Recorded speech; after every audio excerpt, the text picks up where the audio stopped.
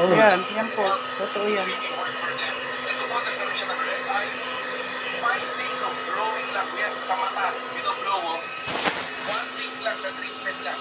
Ayun po, pumuli na ulit yung mata niya. Ganun ka-powerful. Ito naman guys, this is from the Philippines again.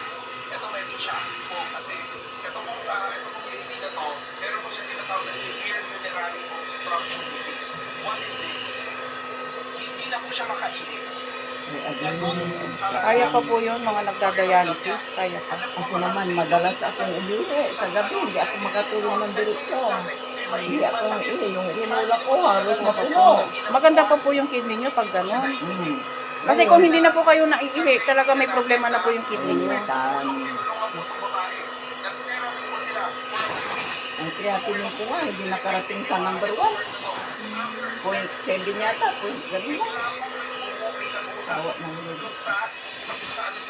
Pati yung SGPT, SGOT sa liver, napatingin ko rin yun. Awa naman ng Diyos. So sobrang baho, nilagyan nila ng sabon para hindi na pumalat yung amoy.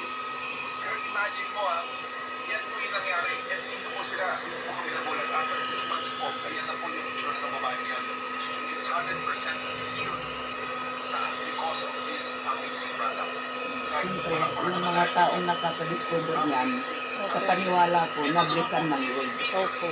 They were blessed by the Lord. May, yung team pagpapunta ko dito, kuwan din ng Allah nang nakita kayo. Ganun. Nangyari naman sa kanya, Kasi you know what, noong panahon ni Jesus, na nandito siya sa mundo, ang ginawa niya, nagturo at nagpagaling ng mga sakit. Walang mga sasakyan, walang mga iba-ibang kurso. Mayroon ang mga yan, blessing by the Lord para sa atin.